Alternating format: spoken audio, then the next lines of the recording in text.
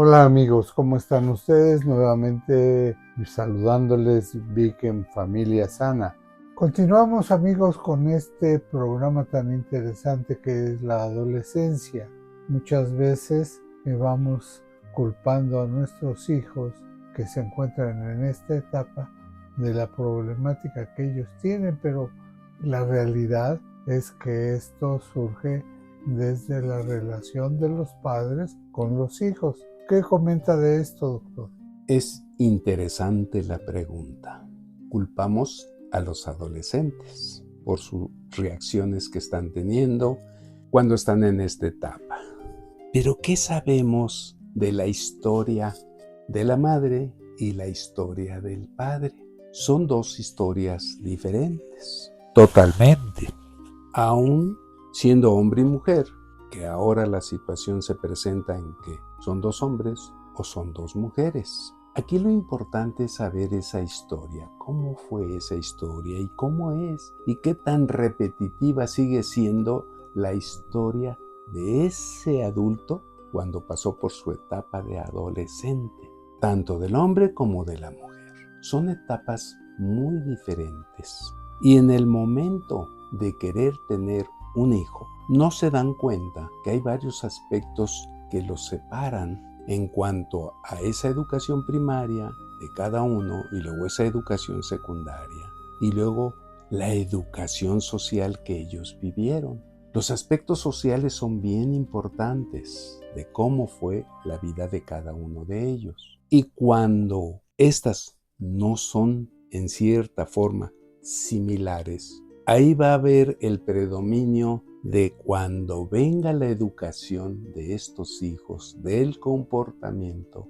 quiere a veces ser el padre el que predomine la forma de cómo va a ser ese hijo o cómo va a ser de ese hijo o hija de la madre. Si los dos son profesionistas, que ahí deberían de interactuar más adecuadamente y diciendo, no eres tú, no soy yo, es un tercero.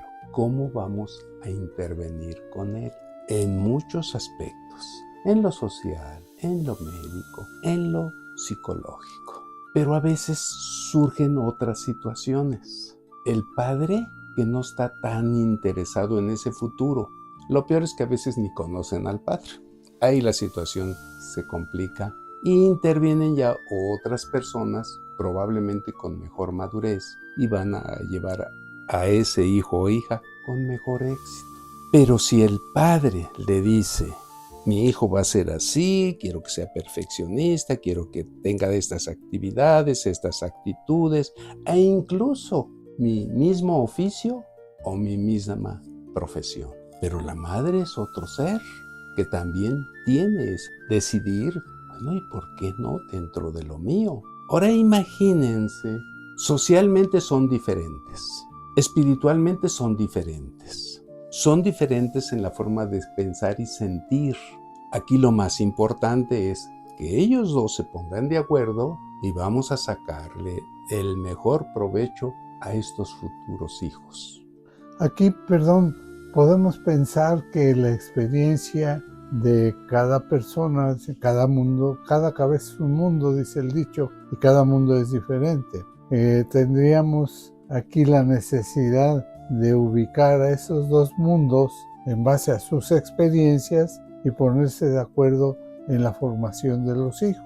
Así es, y así debería de ser, ponerse de acuerdo. Aquí lo importante es en lo pedagógico, en lo funcional, en lo psicológico. En lo funcional porque a veces ese hijo no sale al 100% de sus facultades. Es muy difícil que salga uno al 100%. Algunos van a tener trastornos de tipo funcional, psicológicos. Dentro de lo funcional, lo ortopédico, que pueden traer algunas alteraciones. Lo visual, lo auditivo, cómo está ese sistema nervioso funcionando. ¿Cómo fue ese embarazo? Si fue un embarazo no deseado, imagínense la situación en la que está viviendo esa madre cuando se están formando este nuevo ser y que no lo están nutriendo adecuadamente para un buen desarrollo y psicológicamente tampoco.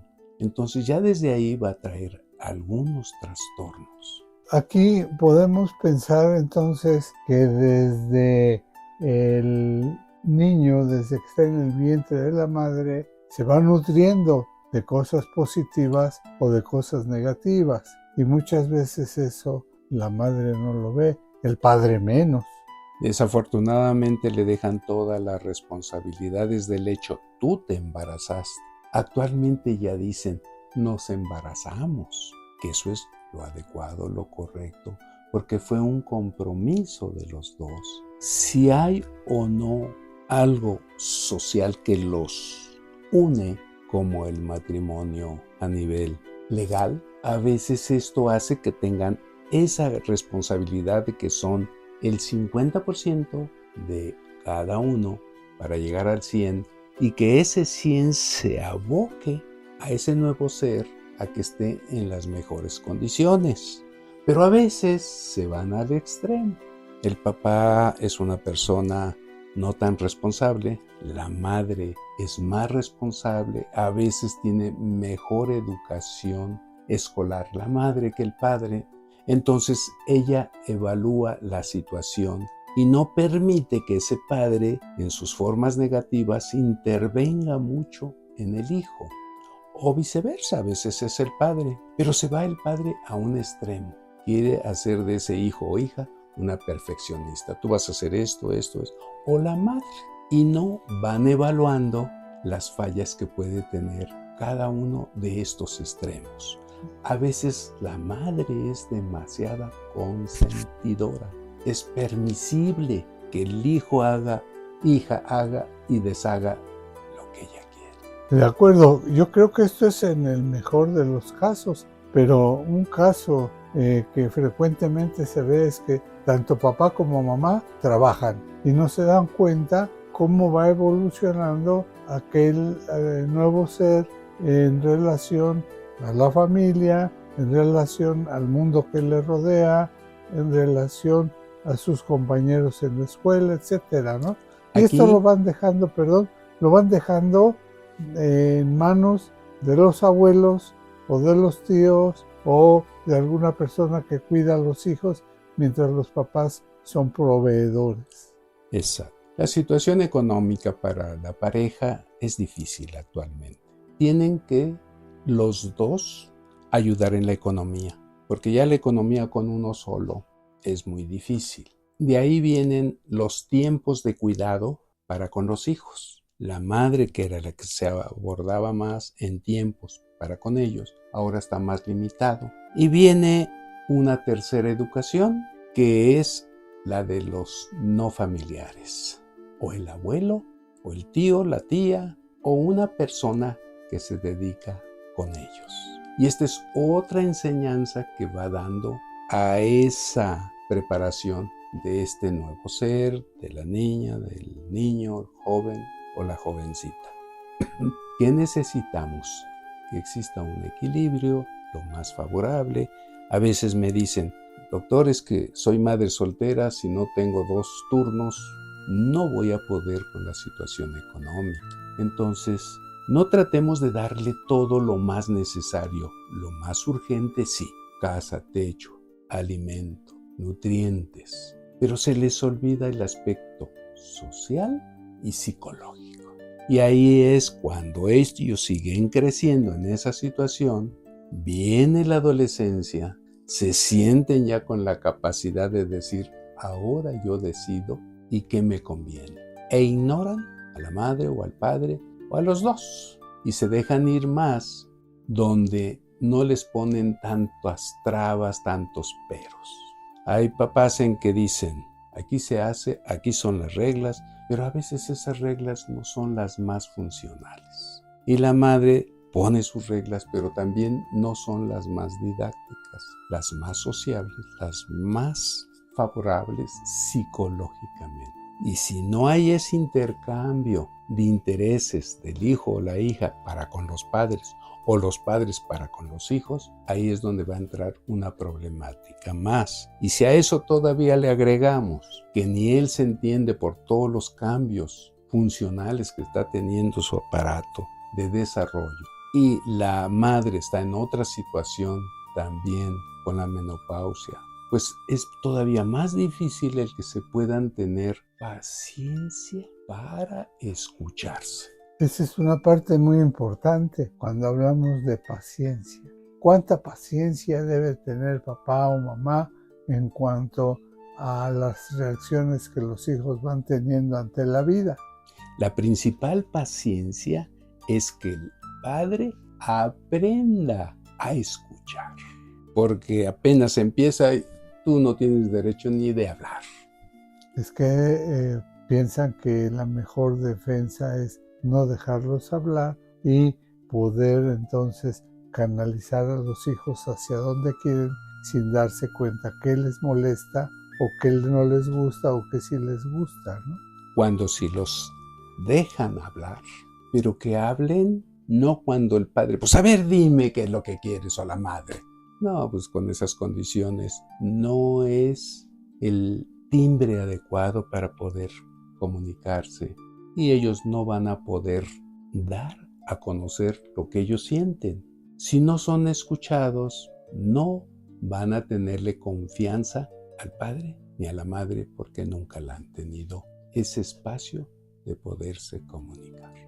A veces dicen, bueno, pues ya no podemos con el problema, vamos con el psicólogo o vamos con el psiquiatra o vamos a ver qué pasa porque ya se nos salieron de las manos y no podemos ya controlarlos. En lugar de decir, no podemos educarlos porque no hicimos lo que debieron. Aquí interviene la medicina preventiva no solamente en lo médico, en lo psicológico, en lo social y en lo pedagógico. Cuando requiere ese tratamiento, es ya un tratamiento tardío.